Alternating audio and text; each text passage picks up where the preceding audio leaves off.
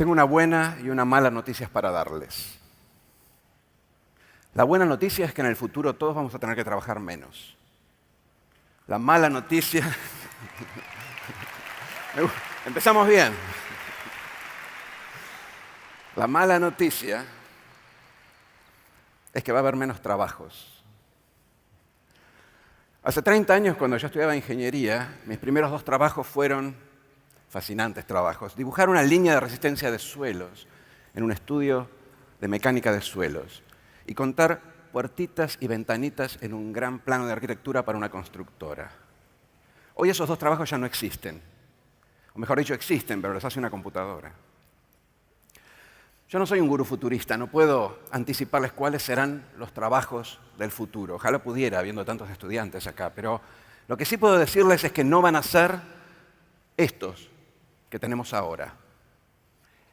Y van a ser menos. Si pudiera ponerme en la piel del gurú futurista y hablarles algo del futuro, posiblemente les diría que veo como 2 líneas divergentes de tiempo, 2 futuros.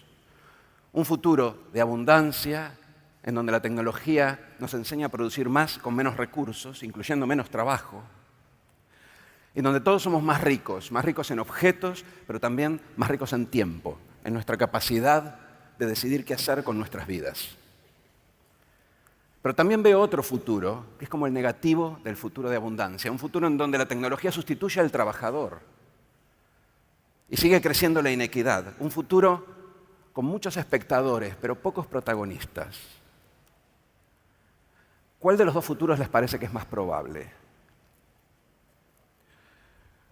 Ya nadie discute que la tecnología sustituye trabajo. Al principio las tareas más rutinarias, más automatizables. Por ejemplo, tenemos el cajero automático que sustituye al cajero, el correo electrónico al cartero, la agenda del celular a la secretaria.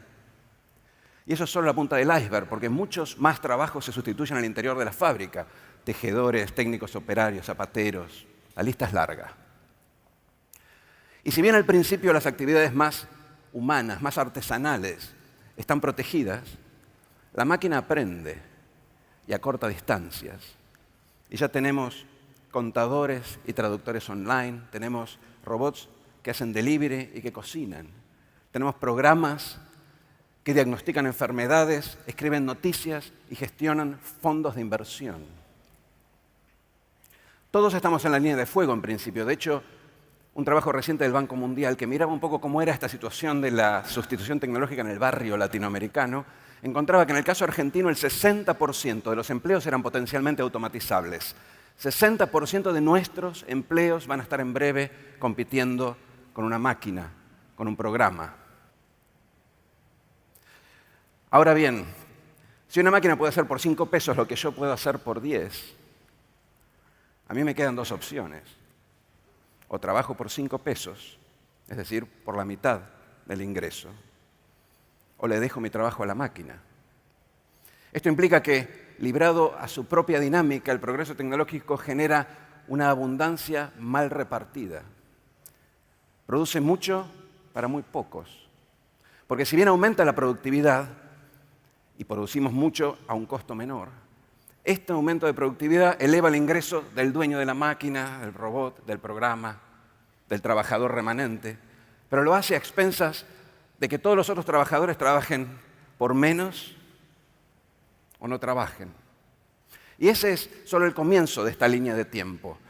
Cuento una anécdota, apócrifa como todas las anécdotas, que Henry Ford II, el dueño entonces de la automotriz Ford, invitó a Walter Reuther, el líder histórico de los sindicalistas del sector automotriz en Estados Unidos, a visitar su fábrica recientemente automatizada.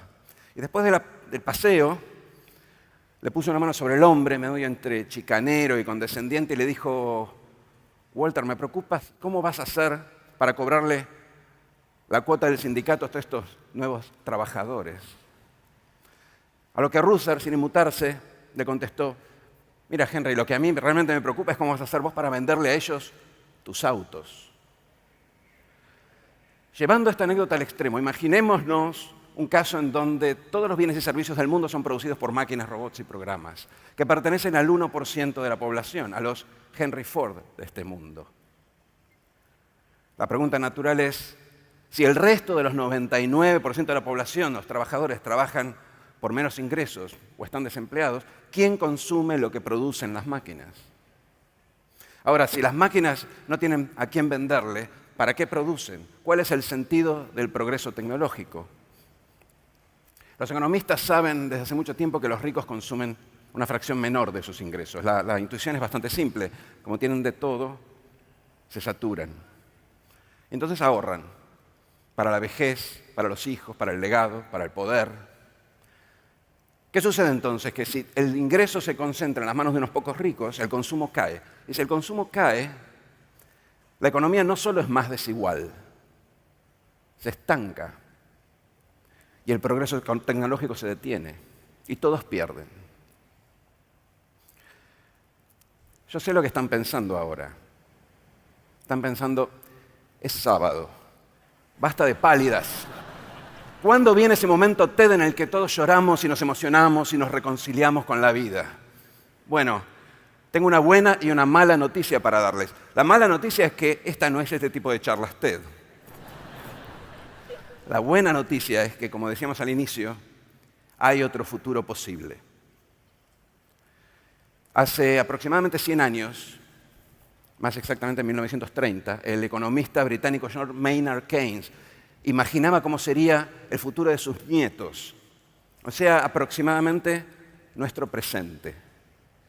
Y como nosotros recién, él presagiaba que las máquinas, el aumento de productividad, el progreso generaría muchos bienes con poco trabajo. Pero además de esto, anticipaba que todos íbamos a trabajar 15 horas por semana y el resto del tiempo lo íbamos a dedicar al ocio creativo, a la apreciación estética. Keynes era un esteta. O a venir acá a las charlas TED. En principio tiene sentido. Seguramente más de uno de ustedes, de hecho cuando lo mencioné al inicio de la charla, habrán pensado, menos trabajo, ¿qué mejor que eso?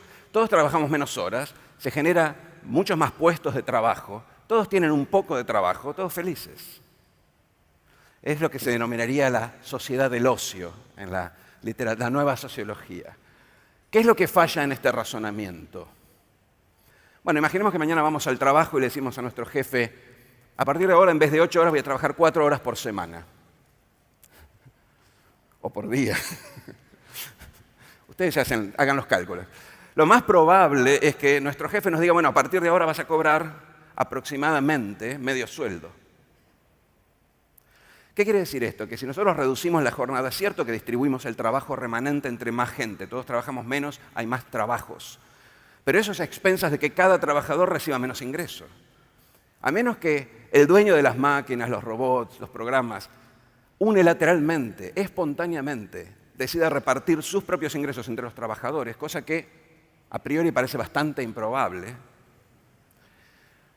la reducción de jornada lo único que hace es distribuir la escasez, pero no cambia la forma en que se reparten los ingresos entre trabajadores y capitalistas. Visto de esa forma, la distancia, el puente necesario para pasar del futuro de inequidad y estancamiento al futuro de abundancia, la utopía de Keynes, pasa fundamentalmente por aprender a distribuir los frutos del progreso tecnológico. Y la buena noticia es que ese puente existe y toma prestado una idea a la vez antigua e innovadora, un ingreso básico universal. ¿En qué consiste esto?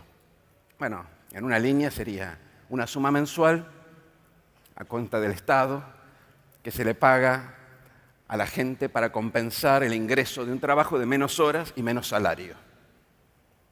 Puesto así parece sospechosamente simple, de hecho no lo es. Por ejemplo, sale dinero. Es cierto que nosotros podemos pensar que la concentración de ingresos en los dueños de las máquinas los facilitaría para que ellos pagaran más impuestos y con estos impuestos de alguna forma solventar el ingreso universal. Lo cierto es que si queremos financiar un sistema de ingreso universal necesitamos cobrar impuestos de otra manera. Necesitamos un sistema de impuestos mucho más progresivo. Y ese no es el único problema. El ingreso universal abre algunos dilemas morales delicados. Por ejemplo, ¿deberíamos pagárselo solo a los que trabajan como una suerte de premio o estímulo al esfuerzo? ¿O a todos, incluso a los que no tienen ninguna intención de trabajar?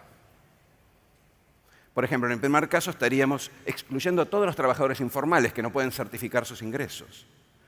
Y también estaríamos excluyendo a los voluntarios de un comedor popular, a los trabajadores de la economía social. Y a los trabajadores del hogar, a las amas y amos de casa. En el segundo caso, independiente del trabajo, estaríamos incluyendo a todos estos y también a los poetas, escritores, deportistas vocacionales. Y sí, también a los vagos, a los barra bravas, a todo el mundo. Bueno, ¿qué sería más justo? ¿A todos o solo a los que trabajan? ¿De qué hablamos cuando hablamos de trabajo en este contexto? Francamente, yo no sé la respuesta a estas preguntas. De hecho, tampoco me preocupa mucho. Cualquiera sea la opción que elijamos, siempre va a ser imperfecta, por alguna de estas razones que acabo de mencionar. Y aparte, el debate recién comienza. Lo que sí puedo decirles es que cualquiera sea la variedad de ingreso universal que intentemos avanzar, la Argentina está en una posición privilegiada para avanzar esta idea, por varios motivos, positivos y negativos. Del lado negativo, tenemos un problema de empleo. Además, nuestra fuerza de trabajo, nuestros trabajadores actuales y los futuros, son en promedio de una capacitación, de un nivel de calificación media-baja, que es precisamente el tipo de trabajo más fácilmente sustituible por la tecnología. Y aparte tampoco tenemos mucha tecnología, seamos honestos, no hemos importado tecnología. Cuando llegue ese proceso, a nosotros nos va a pegar más que al resto del mundo. De ahí el 60% del estudio del Banco Mundial. Pero también hay razones positivas. Entre ellas, quizás la más importante, es que no estamos tan lejos. Ya tenemos asignación universal, pensión universal, tenemos asignaciones familiares, seguro de desempleo. El ingreso universal sería la continuidad natural de 10 años en donde hemos aprendido a elevar nuestros estándares de protección social. La Argentina está, mucho más que otros países, incluso países desarrollados, mejor preparada culturalmente para abrazar esta idea. La idea tiene varias ventajas. Por ejemplo, desde el punto de vista económico, dibuja casi un círculo perfecto. Pensemos simplemente que lo que hacemos es tomar parte de la renta del progreso tecnológico, la transferimos con impuestos a los trabajadores cuya demanda, cuyo consumo es fundamental para sostener el progreso tecnológico. Pero aparte, creo que esto es lo más importante, el ingreso universal responde a un problema moral. ¿De qué sirve el progreso tecnológico si el progreso crea abundancia que se concentra en unas pocas manos a los que les sobra todo?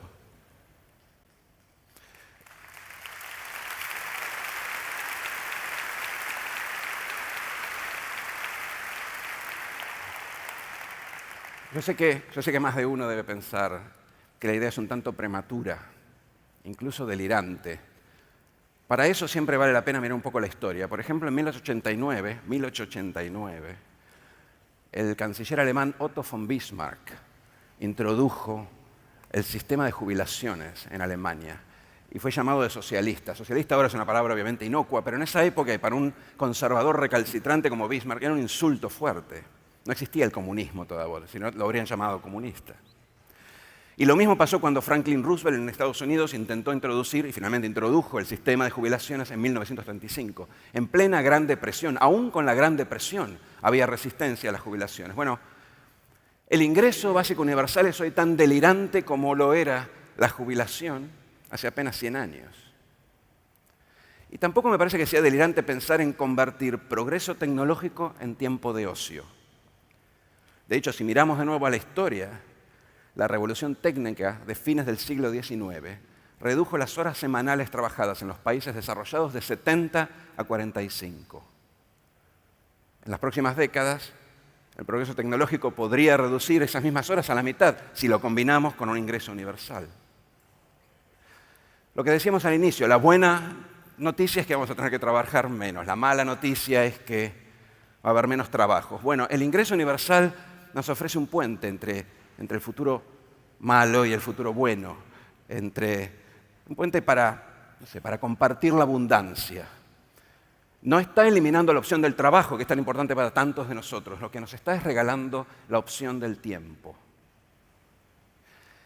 El Estado debería garantizar un ingreso mínimo universal solventado con impuestos. ¿Qué tan de acuerdo o en desacuerdo están?